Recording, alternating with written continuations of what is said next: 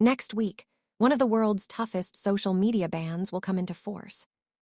Emma Mason has campaigned for Australia's under-16s ban on TikTok, Instagram, Facebook, and other platforms since her daughter Tilly took her own life. But the new law is dividing opinion. Australia will introduce one of the world's toughest social media policies for children next week, with a ban that comes into effect on Wednesday.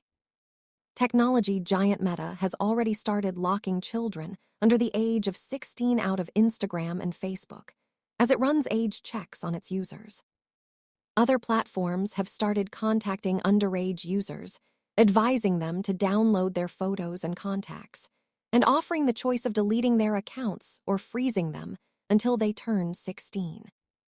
The age-restricted ban also includes TikTok, Snapchat, YouTube, Reddit, Twitch, Kick, Threads, and X.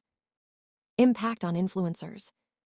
In the town of Umina on the New South Wales Central Coast, 14-year-old skateboarders Vespa Aiding and Indy Conwell post photos and videos of their latest tricks in the skate bowl.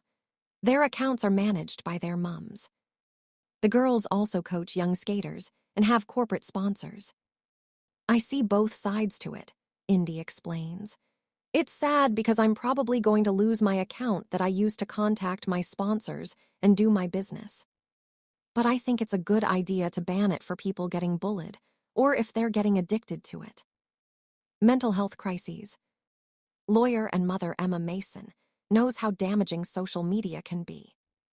Her daughter Matilda Rosewarne, who was called Tilly, suffered from years of online abuse as a teenager in the regional city of Bathurst.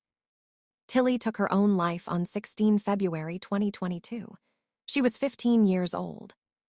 When Tilly was about 14, a fake nude was sent around by a friend of hers at school in Bathurst, MS Mason said.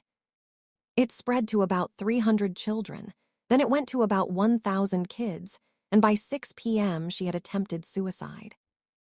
MS Mason has campaigned for Australia's social media ban since she lost her daughter, and spoke at an event on the sidelines of the UN General Assembly in New York this year.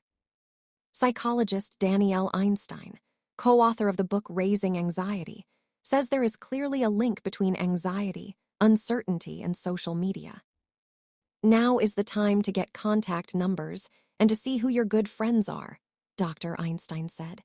Who are the people you have fun with, and who are the people you talk to when things aren't going well? Under the ban, children will still be able to use messaging services. Life off the apps.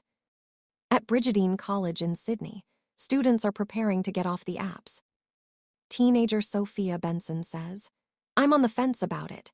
I think it's good for kids' mental health, but I also think it encourages the younger generation to find ways around it because obviously if you're told you can't do something, you want to do it more. Elsie Ord is 15 years old and will spend the next 7 months without social media access. I signed up at such a young age I was already using fake ages, Elsie says. I'm on social media around 8 hours a day. I don't know how I'm going to cope. I'm one of the people thinking how am I going to escape this, but it's inevitable. Some 96% of Australia's teenagers under 16 have social media accounts, according to Australia's internet regulator. The Australian government says the new social media laws are necessary to protect children from addiction and cyberbullying. However, there is opposition as well. Social media, whack-a-mole. John Riddick is a member of the NSW Parliament and the Libertarian Party. He's also president of the Digital Freedom Project, which is backing a high court challenge against the ban. Mr. Riddick says it should be up to parents to decide what is good for their children, not the government. Kids are tech-savvy. You say you can't do this and you can't do that, and you're going to play whack-a-mole, the kids are going to get around it, he argues. The government has warned it may expand its list of banned apps.